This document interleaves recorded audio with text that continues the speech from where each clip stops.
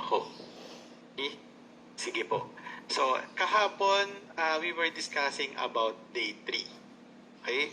Dito sa day 3, napag-usapan natin about yung 1601C.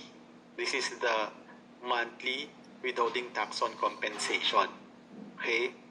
So, we are talking of withholding tax on employees' compensation. So, yun po yung pinaka-issue on the 1601C. So, sabi natin, as a rule, TRRC ang marireceive mo at the time of the filing nung inyong return using the EBIR form.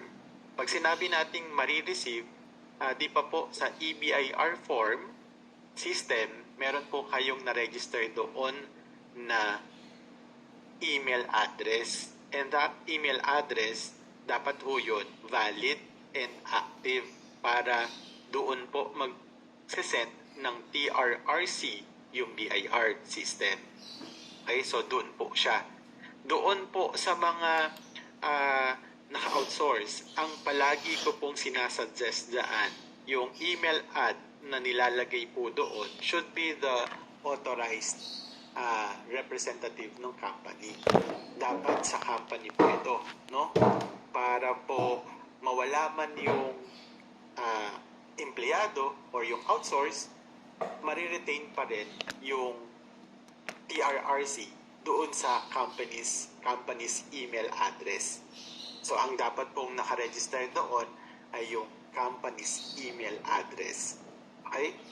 Kapag naman po EFPS, Electronic Filing and Payment System, you will be receiving Filing Reference Number or FRN at the time of the filing of the 1601C online.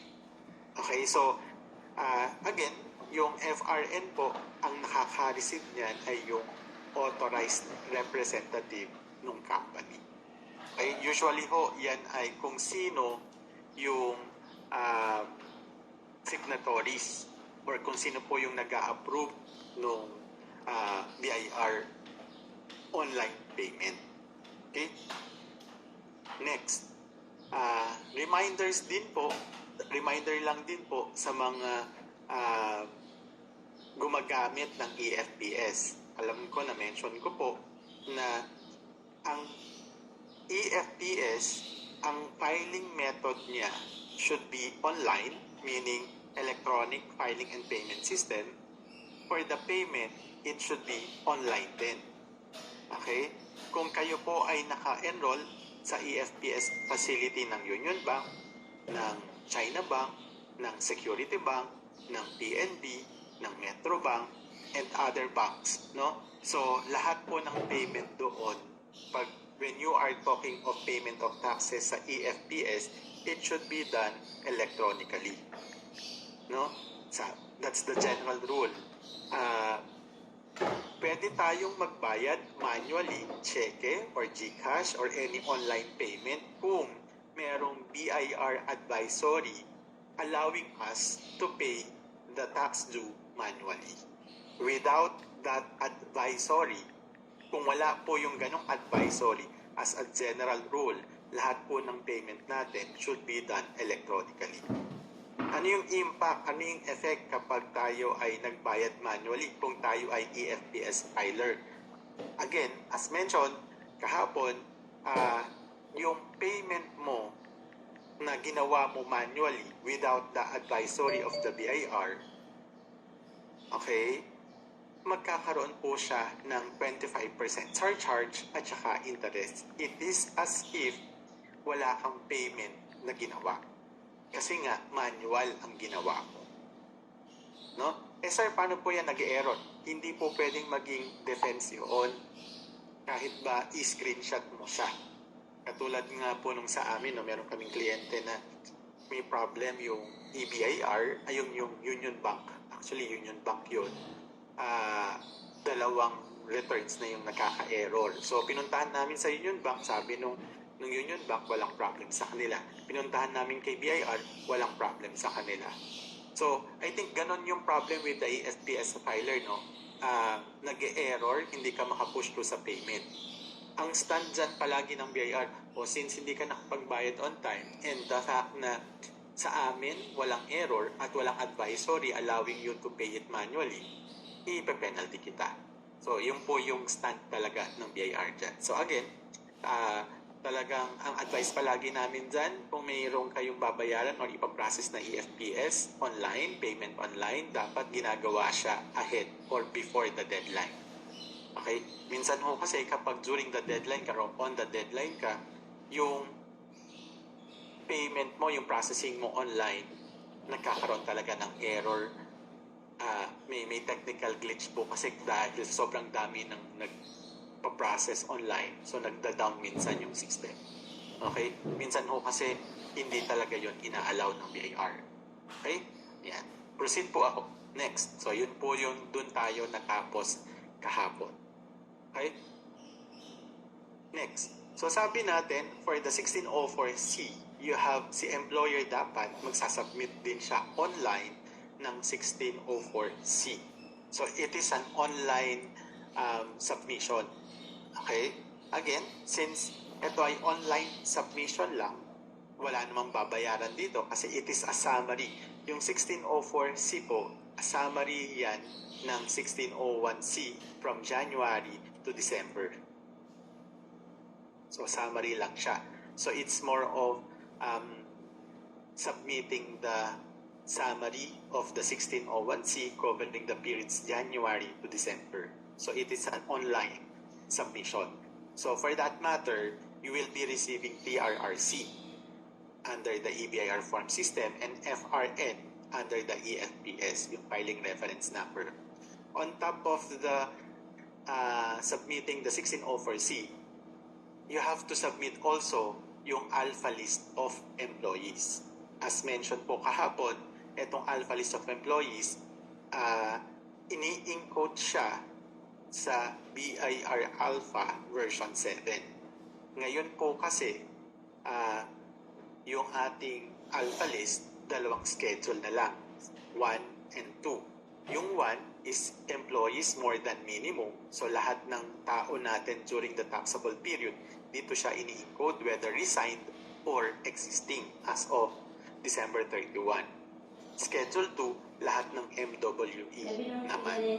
So once encoded na po yung mga tao mo, okay, once encoded na yung mga tao mo, mag-generate ka na dapat ng that file. And itong that file na to should be submitted online through e-submission. Okay? Once you have submitted yung that file sa e-submission, yung system po will send you yung ESAP validation. So, mahalaga po itong ESAP validation, ha? Mahalaga siya. Kasi ho, dun sa ESAP validation will indicate na yung file or yung files mo ay lahat valid and free of error. Okay? Ano po yung implication kapag yung na-send mo na that file ay may error? Ang effect po noon or ang implication po noon, considered siya not filed. Considered siya not submitted online yung that file. So meaning, hindi ka nag-submit ng alpha list of employees kung may error siya. Kaya dapat ho, mahalaga po yung ESAP validation. Ngayon, sir, paano po yan? Nag-submit po ako ng that file. Naka-receive po ako ng ESAP validation pero error. Meron daw pong error. Ang remedy po doon, alamin bakit may error. Pag na-fix na po yung error, i-resubmit po agad yung that file. Para makonsider pa rin siya as filed. Ngayon, ang nangyayari kasi sa iba, error po. Tapos, hindi ko na po binalikan. O doon ka magkakaroon ng problem. Usually ho, pag nag-error yung files, based dun sa aming inquiry with the BIR, dun sa particular RDO na yun, ina-allow nila 3 to 5 days dapat masubmit yung corrected that file. Kung dinisregard mo siya, with beyond that period, medyo hindi kanila i-allow na, considered not submitted na yung alpha list of employees mo. May penalty na yun. Okay? Klaro tayo dun, ha? Ngayon, ang question, sir, bakit po ba nag-error yung mga that file na yan? Sa lahat po kasi ng system natin, yung mga BIR system natin na ini-encodean, na ginagamit, one of which is ito pong si BIR Alpha, if we will be using special characters. Pag gumamit ka ng special characters doon sa address, doon sa name of the company, doon sa name of the taxpayer, mag-e-error po talaga siya. So avoid using or avoid encoding special characters. Ano po ba yung special characters? O di yung dash, yung end, yung enye, ayan, enye, or ayan, yung mga ganyan. Or usually ho, kahit nga period, hindi na po ako nagpapagamit, or comma. Yan, baka po kasi ma-detect ng system na special character siya. Pero parang hindi naman. Pero kami po, sa firm namin internally, hindi na po ako nagpapagamit ng period, ng comma at ng dash para sure na sure walang special character. Anyway, hindi naman po magmamatter yung pangalan. Ang nagmamatter dyan yung tin. Okay? So, ganun po siya ha. Kaya po, dapat hindi tayo gagamit ng special character or nung ganito, or nung ganyan, or nung yan. So, pag po kasi nakita nila yan, na-encode natin yung mga ganyang characters sa alpha list, sa BIR Alpha version 7, madidetect ng system na special characters, gagawin niyang invalid files. So again, pag considered invalid file yung that file na sinend mo, deemed not submitted or deemed not filed yung alpha list of employees. Okay? So, yun po yung implication niyan. Okay? Yan. Next.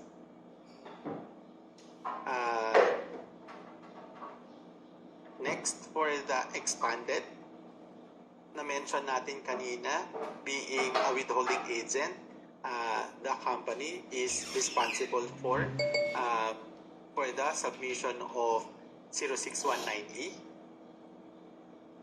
This is the monthly expanded withholding tax. The deadline of the 0619E would be on or before the 10th day of the following month. Yeah. So, medyo malapit na. May 10, meron na tayong deadline nito. Ganon din yung 1601C. No? Pareho lang sila. 10. Okay? So, ayan siya. So, ibig sabihin po noon, since we are talking of monthly, okay, ang coverage niya ay yung January, which is ang deadline nito ay Feb 10. February, ang deadline nito ay March 10. Yan. Yung March, hindi po siya applicable kasi if we are talking of March, generally under the calendar year, calendar year tayo. Ang March po kasi under the calendar year, yan ay magfo-fall sa first quarter.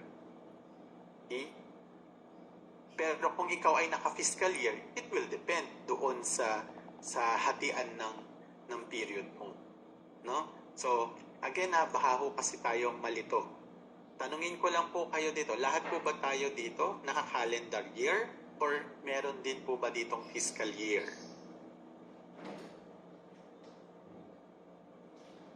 Kasi dapat inaalam yon. Saan po ba malalaman yon?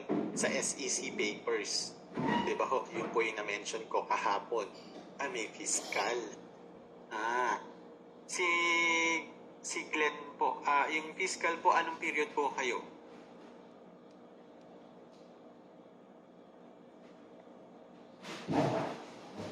August to July. Okay. Sige. So in that case, iba ang hatian ng quarterly mo. So dapat lagi dapat careful, minsan kasi nagkakamali. Yung August to July, meaning kung ngayon ay July 30, meaning ang fiscal year ending mo July 31.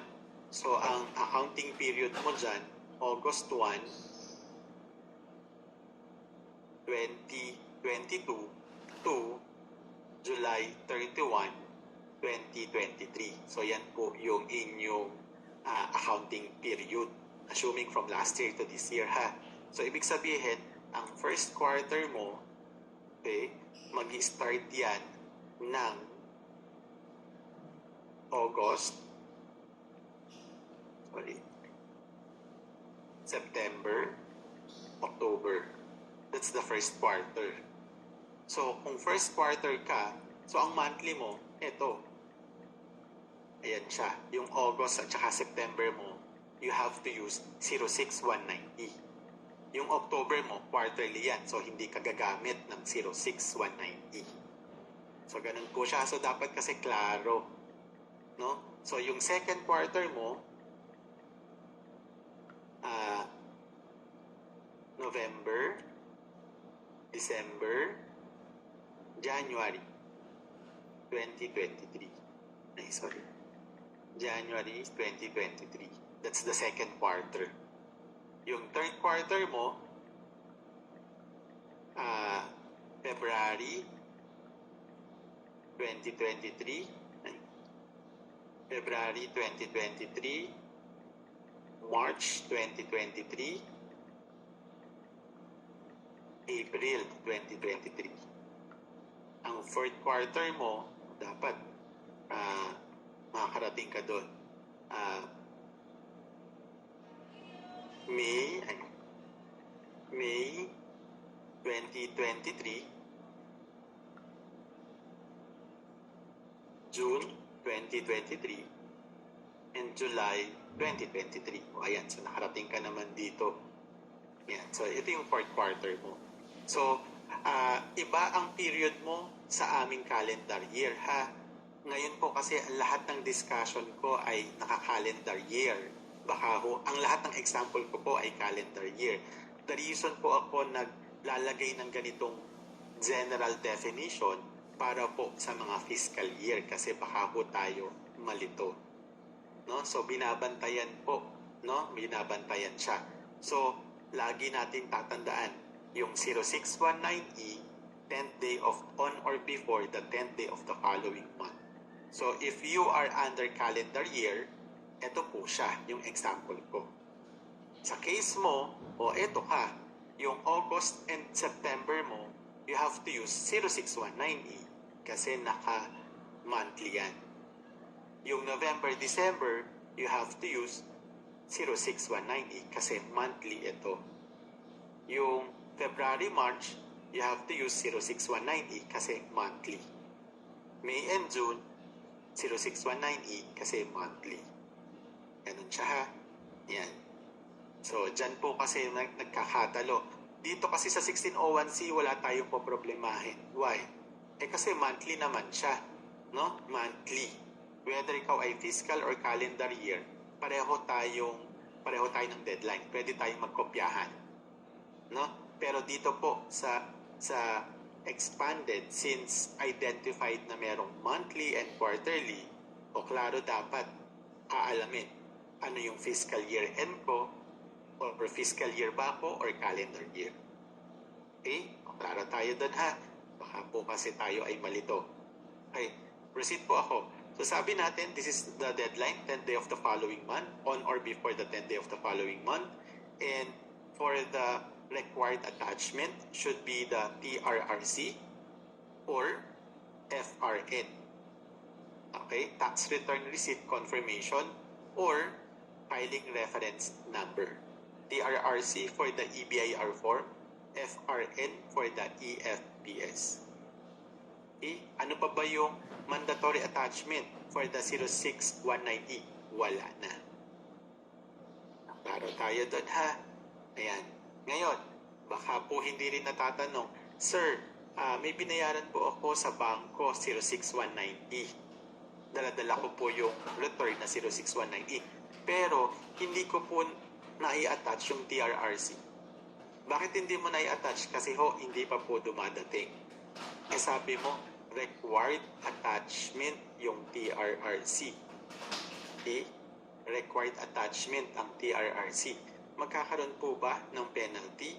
As a general po, in a strict sense po, merong possible na penalty yon. Why? Kasi, as I mentioned, dapat ina-attach po yung TRRC Yan. Yung FRN po, hindi na natin po problemahin. Why? Kasi EFPS to online lang yan eh.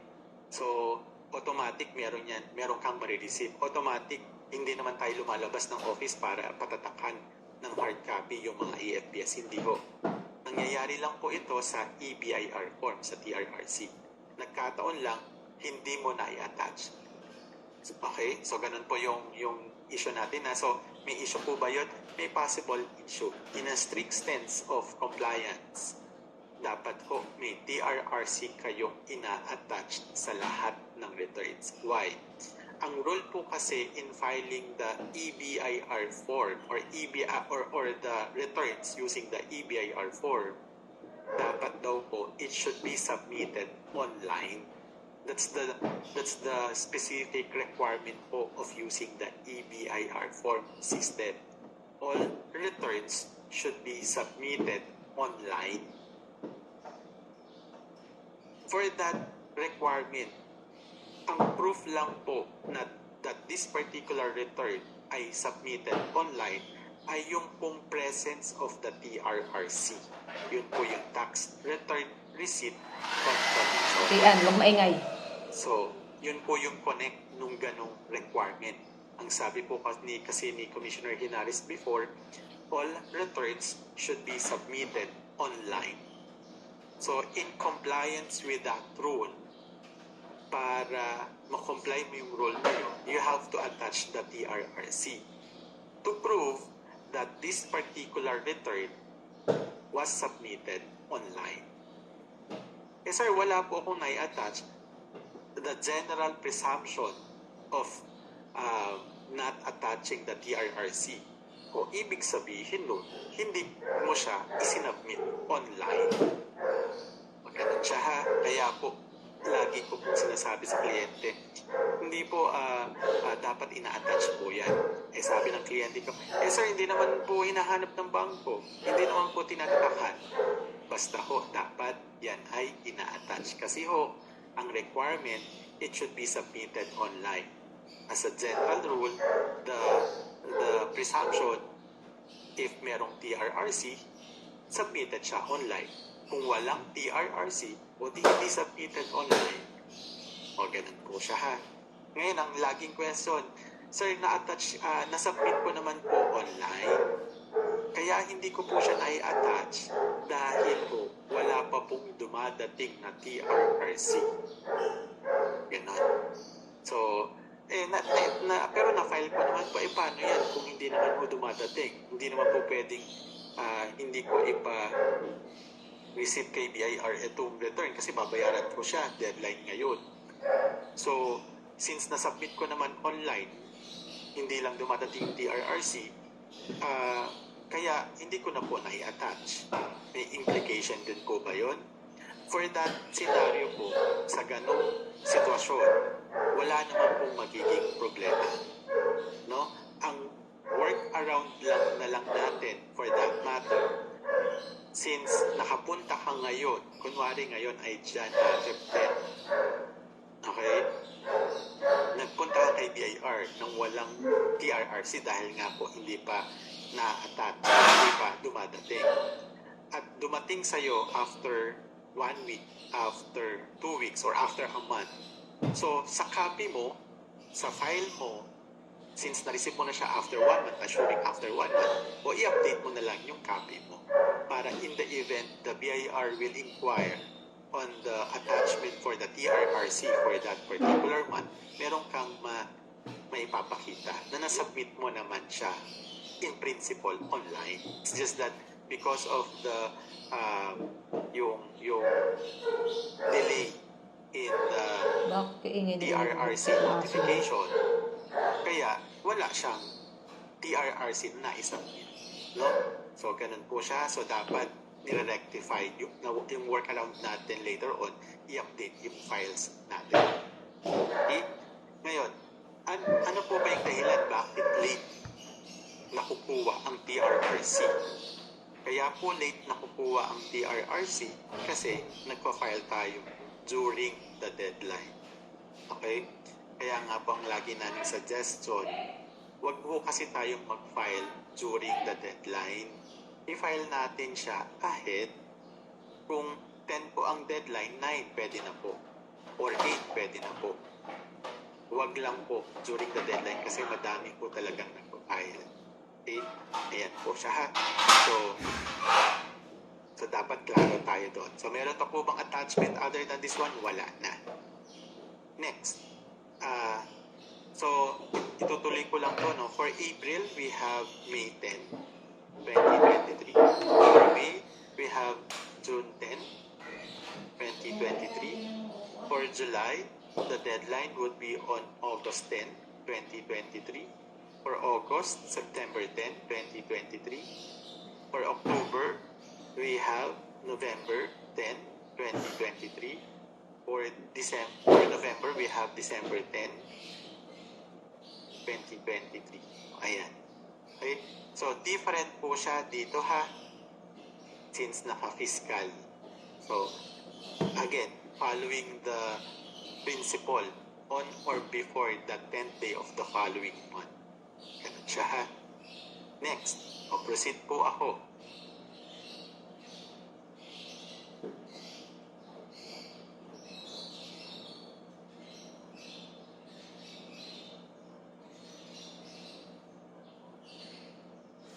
Okay, next. For the quarterly expanded, yung form that should be used ay 1601EQ. 1601EQ. This is the quarterly expanded withholding tax. Okay. Quarterly expanded withholding tax. The deadline would be on the last day after the close of the taxable quarter. Last day after the close of the taxable quarter. So ito po yung general deadline niya. Okay, so ibig sabihin po, under the 1601EQ, yung first quarter or under the calendar year, ito ay on or before April 30. Last day daw eh. Diba? So last day. So on or before April 30. So yung last. When we say April 30, yun yung last day. O itong last Monday lang. No? So April 30. Pag June, on or before July 31. September, third quarter, ending September, October 31. December would be on or before January 31, 2024. Ganun siya. Okay? And lagi siyang last day after the close of the taxable quarter. So dito po, for the fiscal year, eto naman, kung first quarter ending October, ang deadline nito ay November 30. Yan. January, second quarter ending January 31, 2023, Feb 28. So magkaiba po if you'll notice. April, May 31, on or before May 31. July, August 31. Ganun siya. Okay? Ayan.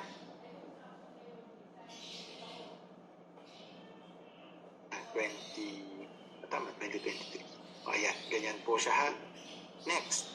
So, for the 1601EQ, same concept. Yung required attachment will be TRRC under the EBIR form, FRN under the EFPS.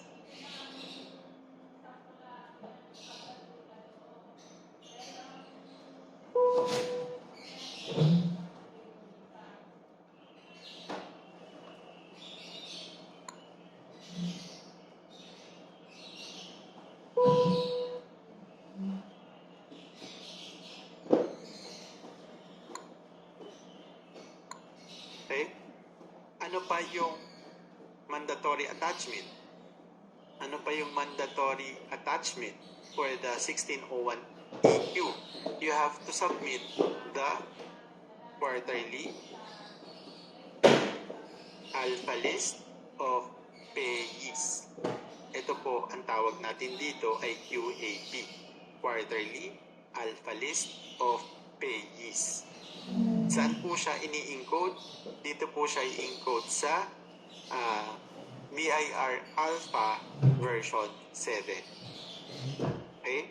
So, ito pong quarterly alpha list of payees, assuming we are talking of first quarter, yung DAT file po for DAT files for the periods January, February, and March, mga DAT files po yan, should be submitted online using the e-submission.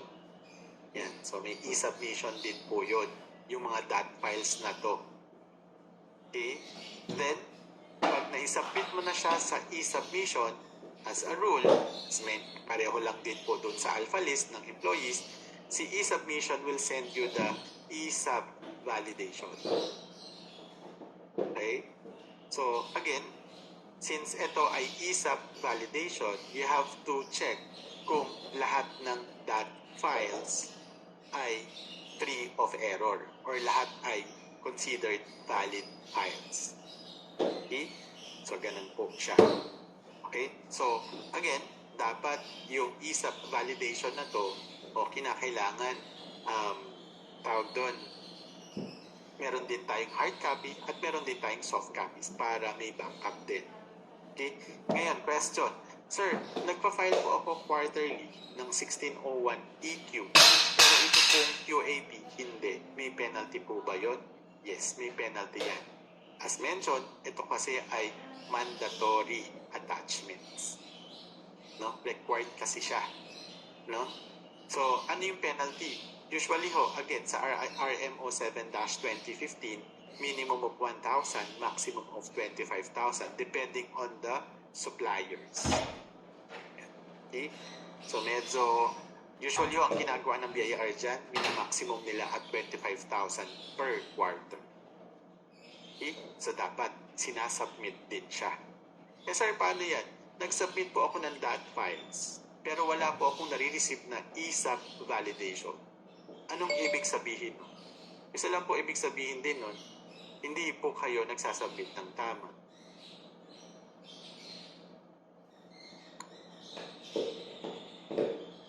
So, ganun siya ha. Kaya po mahalaga yung e-sub validation. No? Minsan ho kasi hinahanap yan ng BIR. Pag wala ho kayong maipakitang valid e-sub validation, the general presumption, hindi ho talaga kayo nag-submit ng DAT files. So, mahalaga po talaga ito. Okay? Next. Return. Okay? On top of the submitting the 0619E and 1601EQ, you have to submit 1604P.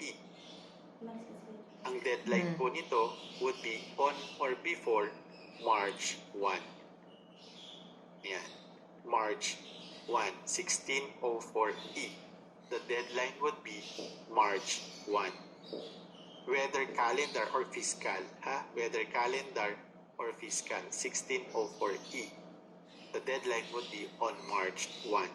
Again, the fact that you have submitted na yung 1604E, you have to expect to receive the TRRC or FRN. On top of the submitting the 1604E, you have to submit yung alpha list of suppliers. Yan. Again, for the alpha list of suppliers, generate din po siya using the BIR Alpha version 7. Okay?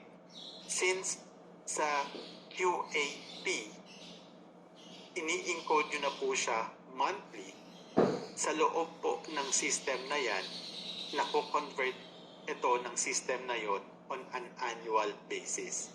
So, wala na po kayong i-re-encode. Pinipindot lang po para itong quarterly ng suppliers mo maging annual or alpha list of suppliers mo on an annual basis. No? So, pinipindot lang po ito.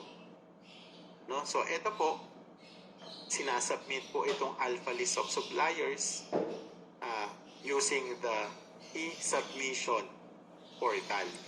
no? Katulad lang din po nung nasa DAT file. Okay? So, the fact na ito ay na-submit mo, yung alpha list of suppliers sa e-submission, again, as a rule, the BIR system will send you the e-sub validation. Same concept, you have to ensure that the DAT file you have submitted ay dapat yan ay free of error or it should be valid files. Okay? So, ganun po yung rule natin pag we are submitting the DAT file. Again, question. Sir, nag-submit po ako ng 1604E pero wala po yung alpha list of suppliers. O may penalty din po yun. O kaya, vice versa. Nag-submit po ako ng alpha list of suppliers pero wala po yung 1604E. O penalty din po yun. No? Next, for the obligation as seller. So sabi natin, you have to being a taxpayer engaged in the sale of goods or services. Sale of goods or services, you have to submit 2550Q. Again effective po ito January 2023 onwards. Yan. January 2023 onwards. You have to submit po 2550Q. Yan. 2550Q. January 2023 onwards. Okay? So, ibig sabihin, no, ine-emphasize ko lang po, beginning January 2023 onwards, wala na pong 2550M. Okay? Balikan ko po yung naka-fiscal year kasi ang sabi ho sa batas, 2550Q beginning January 2023. So, specify yung January 2023. Sa mga naka-fiscal year, medyo malilito kayo. No? So, kasi ang January 2023, ibang period kasi siya. Okay? So, when we are talking of fiscal year, assuming ganito ang fiscal year mo, no? So, kung ang pinag-uusapan natin ay 2022 August, so ito, this is 2022, so definitely, magka-file ka pa ng 2550M. Ito, 2550M. Ayan. Etong November, December, 2550M. 2550M. Ayan. Pero, etong January 2023, wala ka nang ifa-file. For January 2023, using this fiscal year, you have to file 2550Q. Ayan. For the second quarter. Kasi pasok ka sa January 2023. Okay? For February and March, wala ka ng filing. Okay? For April, you have to file 2550Q. Okay? May and June onwards. So, itong onwards na, wala ka ng monthly. Okay? So, ganun po siya ha. So, dapat medyo klaro tayo doon sa cut-off. Kasi ang sabi sa batas, January 2023 onwards, wala ng 2550M. And the 2550Q, ang deadline nito ay the 25th on or before the 25th day after the close of the taxable quarter. 25th day after the close of the taxable quarter. Okay? Ayan siya. So, ibig sabihin po nun, assuming under calendar year, yung first quarter, okay, ending March 31, ang deadline po nito ay April 25. Yung second quarter, okay, ending June 30, the deadline would be on or before July 31. Third quarter, ending September 30, the deadline would be on or before October 31. Sorry, di pala. For June, second quarter June, it will be July 25. Sorry ito, kasi following the rule on the 25th day after the close of the taxable quarter. So, kung second quarter June, July 25 ang deadline. Third quarter September, the deadline would be October 25. Fourth quarter ending December 31, it will be January 25 of next year. Ganun siya. Okay? Same deadline is applicable din kay 2551Q. Yung 2551Q po, ito naman po yung tawag natin quarterly percentage tax. Yan. So yung 2551Q, kung ikaw ay non-VAT, o 2551Q ka. Okay, ang deadline po nito, 25th day after the close of the taxable quarter. So pareho lang. Dito mo kasi Ngayon, mo na ano yung ikasagad. required attachment? Same concept, TRRC or FRN. Sira na ako. Same din po for the Hindi naman nilagay ang pataas 2551Q, TRRC, and FRN. Ano yung mandatory attachment? Okay, mandatory attachment for the 2550Q, you have to submit SLSP. Okay, summary list of sales and purchases. Kung meron kang importation, SLSPI, summary list of sales, purchases, and importation. Okay? Kung meron kang importation. Pag sinabi nating importation, bumibili kayo ng equipment, okay? Bago po kasi yan ilabas sa custom, you have to pay for the VAT on the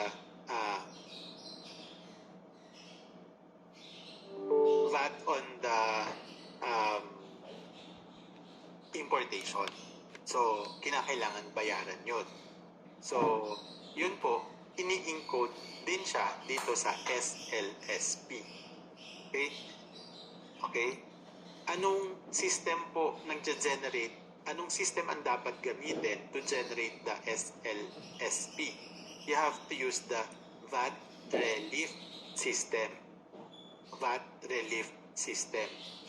Yung VAT relief system po na to, nada-download po ito sa BIR website. Mamaya ho, yung mga system na yan, papakita ko po sa inyo kung ano ang itsura para maging familiar din kayo. Kung wala ho kayo sa computer nyo,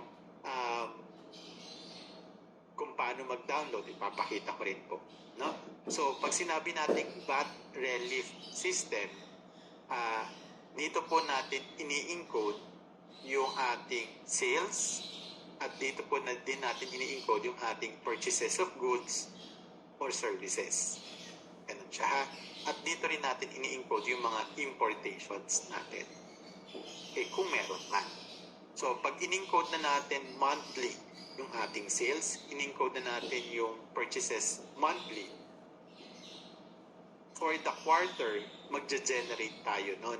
So, assuming first quarter ending March 31, ang i-generate natin na that file should cover January, February, and March. Okay? So, ibig sabihin, pag titingnan natin, yung sales, 3 months yan. So, that's 3 dot files. Okay, for the sales. Ganon din yung purchases. 3 dot files for the purchases. Assuming wala kang importation, so sales and purchases lang. So, 3 dot files for purchases, 3 dot files for sales. And these dot files, total po, 6 dot files po yan. It should be submitted sa e-submission portal. So, in effect, si e-submission will send you the e-sub validation. Again, konsepto, once you have received the e-sub validation, you have to ensure that that all files are free of errors or lahat considered valid files. Okay? So same concept, pag naka-receive ka ng error or invalid files, assuming dun sa 6 dot files na sinend mo, yung isa dyan ay error or invalid, within 3 to 5 days, okay, dapat ma-correct at ma-resubmit sa e-submission. Otherwise, may penalty yan. Right? So, etong mga .slsp na to, pag hindi ka nag-submit, usually ang palaging minamaximize dyan na penalty ng BIR ay 25,000 per quarter. Okay? Pero again, doon sa RMO 7-2015, meron pong ano yun, meron pong kung nasan ka magpo-fall doon. Minimum of 1,000, maximum of 25,000. Depending on the number of customers, depending on the number of suppliers. Okay? So, yun po yung rule. Okay? Yan. Next, for the 2551Q, may mandatory attachment po ba? Wala na. TRRC and FRN or FRN ka lang talaga for the 2551Q. Wala kang VAT relief, wala kang ini-encode dito. Okay? Para tayo dun ha. Next. Okay?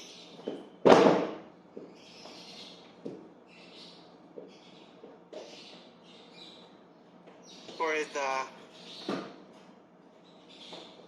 income tax, quarterly income tax. Okay?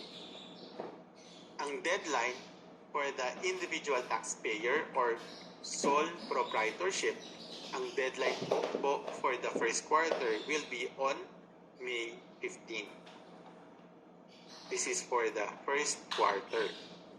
For the second quarter, yan, and third quarter, usually ho, yan ay 45 days. Yan. After the close of the taxable quarter. Yan. Kailan po yung 45 days kung yan ay June 30 na second quarter o de August 15? Oh, ganun siya, 45 days. July, August 15. Third quarter ending September. Following the rule on 45 days after the close of the taxable quarter, meaning it will be on November 15. Yan. Sir, bakit ganun? Yung 45 days, hindi nagko-comply dito sa first quarter. Ito po ang ginawang revision sa trade law. Okay? Ito po ang ginawang revision sa trade law. Dati ho kasi sa old rule, naka-April 15 ito. Since ang daming deadline sa April 15, minove forward nila May 15.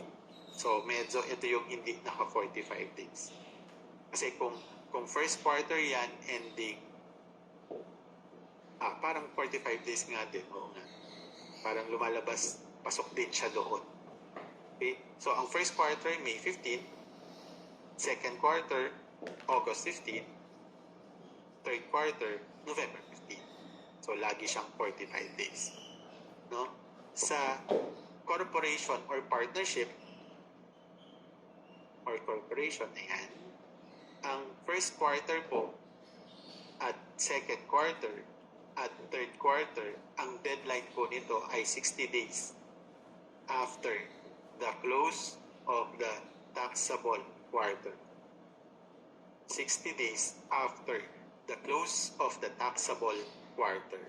Meaning, kung yan ay first quarter, ang deadline nito, so natin ha, ang deadline po nito ay May 30, kung 60 days. Okay? May 30, second quarter, June 30, and second quarter ending June 30, it will be on August 29. Yan. Ito, November 30. Yan. Usually ho kasi ito, critical yan, no? Because of the 28 days or 30 days, no, dun sa calendar. So, I suggest lagi tayo a day before. Okay? Anyway, this is more of filing. Basta ang rule, 60 days after the close of the taxable quarter. Okay? For these two quarterly income tax, pag sole proprietorship, you have to use 1701Q. for the partnership or corporation, you have to use 1702Q. Ano yung required attachment? TRRC or FRN. Same din po with the corporation or partnership, TRRC or FRN. Meron po bang mandatory attachment? Wala na po, yan lang. Okay? Next, ano pa yung kinakailangan i-file? Pag sole prop on top of the quarterly income tax, you have to submit or file 1701. Okay? 1701 po, ito yung annual income tax return for individual taxpayer. Yan. Okay? Kailan po ang deadline? Since ito ay calendar year, April 15. Yung kakatapos lang natin, April 15. Okay? Ngayon po, ang rule, ganito po ang rule ngayon ha, dati ho kasi iba. So, 2 or 3 years ago, ito na po ang bagong rule. Kung meron kang babayaran sa 1701 mo, sa annual income tax return mo, dapat mabayaran mo siya sa bangko, mabayaran mo siya online on or before April 15. Kaya ako naging galing. Kung meron kang additional attachment, kasi ho, other than sa 1701, you have to submit yung required mandatory attachment na audited financial statements.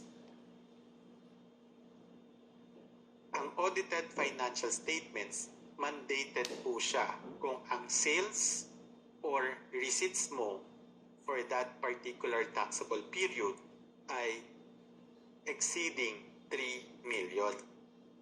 So kung ang sales mo ay more than 3 million na, required ka na or mandated ka na to attach or to submit audited financial statements. Pag sinabi natin audited financial statements, it should be signed by the certified public accountant. Ito po yung na-mention ko po kahapon na kami pong mga certified public accountant, kung kami po ay isang external auditor, ang responsibility po namin doon ay to issue an opinion on the fairness of the financial statements. So ito po yung audited financial statements. Kung ang sales mo for that period ay more than 3M, required ka na to submit audited financial statements. Ang rule ay 15 days after the filing of your 1701, dapat masubmit mo yung mandatory attachment. Okay? Dapat masubmit yung mandatory attachment. Hindi agad-agad yan. Pwede mong hindi isabay dito sa April 15. Kasi ang requirement lang naman po ng batas ay April 15. Bayaran mo na yung dapat mong bayaran. Okay? So, since magbabayad ka, kinakailangan mo rin isubmit yung 1701 related to that payment. Bakit ganun yung konsepto? Sa system po kasi natin dito sa Philippines, pay as you file. So, the fact that you are paying your income tax due for the taxable period December 31, 2022, dahil ngayon ay April 15, you have to pay yung related tax due plus you have to submit 1701. This is the annual income tax return. The fact that you are submitting sa bangko yung 1701, ang required attachment niyan, same concept, TRRC and FRN. On or before April 15. Yung audited financial statements, meron kang option na isubmit siya 15 days after the filing of the 1701. Ang ganun siya ha. Sir, pwede po bang isabay ko na din po? Pwede naman. Walang problema yun. Okay? Pwede naman. Walang problema. Pero kung 1701 lang ang na-submit mo sa bangko April 15 plus the attached TRRC or FRN, wala din namang problema yun. no? So pwede pong yung audited financial statements, pwede siyang to follow. Okay? Next. Kung ikaw naman ay corporation or partnership, you have to submit 1702. For the 1702, mamimili ka doon sa tatlong returns, 1702 RT, 1702 EX, or 1702 NX. As mentioned kahapon, if yung company mo ay engaged doon sa ordinary sale of goods or sale of services locally, o doon ka, ang pwede mong gamitin, 1702 RT, regular taxpayer. Okay? Kung ikaw naman ay korporasyon included doon sa listahan ng mga exempt corporation, you have to use 1702 EX. Sino-sino tong mga to? Usually ho, mga non-stock non-profit. Okay? Mga non-stock non-profit. Okay? Katulad po namin, GPP po kami, accounting firm or auditing firm, General Professional Partnership. Ang ITRs namin ng firm, ang gamit namin ay 1702 EX. Why? Kasi kami po ay exempted sa income tax, yung partnership. Okay? So, sir, paano naman po yung NX? Kung yung korporasyon, yung negosyo nyo ay registered at the same time sa PEZA, BOI, or SBNA, or siya ay proprietary schools, okay, iba yung tax rate na ginagamit, okay, ang pwede mong gamitin na form ay 1702 MX or mixed. Okay, so yun po yung pagkakaiba ng tatlo. So, etong 1702 na to, same concept, pwede mo siyang i-submit April 15 kasama ng payment mo. Yung audited financial statements, you have the option na isubmit siya 15 days after the filing of the 1702. Okay? Assuming on the presumption na yung sales mo or receipts for that particular taxable period ay exceeded na siya ng 3 million. So, same concept lang din po dun sa taas kanina.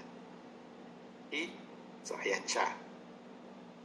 Again, pag nag-file ka ng 1702, ang attachment po ng return mo ay TRRC or FRN. Okay? So, ayan po siya ha. So, yung first option natin, 15 days after, isubmit ng hard copy yung audited financial statements. That's the first option. I-submit yung audited financial statements ng hard copy 15 days after the filing of the annual income tax return. Yun po ang first option. Ano ba yung second option? Meron po tayong option ngayon. Nagsimula ito ng pandemic 2020 onwards. We have the option to submit online the audited financial statements using the EAFS BIR portal. Ibig sabihin po noon, kung ayaw nyo pong mag-submit ng hard copy ng audited financial statements, etong audited financial statements, pwede ko po siyang i-upload online using the EAFS. Same deadline, 15 days after the submission of the annual income tax return. Okay, so meron tayong tinatawag na EAFS, Electronic Audited Financial Statements. Saan po ba ito nakikita? Mamaya ho, ituturo ko po. Okay, pagpunta natin sa BIR website, nandun po kasi siya lahat. Okay, so kung ikaw ay nag-submit, di ba ho, pag hard copy, ang proof natin na tayo ay nag-submit ng audited financial statements, yung may tatak ng bangko or may tatak ng BIR. Dito po sa EAFS, yung proof of the submission of the audited financial statements, yung system po kasi mag-generate siya or magsisend siya sa inyo ng ESAP validation. Yung ESAP validation na sinasabi niya na yung audited financial statements na in-upload mo using the EIFS system, lahat yon ay valid files. So yun po yung proof na tayo ay nakapag-submit online ng audited financial statements. Same concept will apply sa individual taxpayer and sa partnership or corporation. Okay? So ito po kasi yung medyo hindi pa na-avail ng iba, no? Pero pwede po natin siyang gawin. Okay? Sige po, ang oras ko po ay 10:02. Okay, so 15-minute break, balik tayo ng 10:15. Okay, kung may questions or clarification, doon natin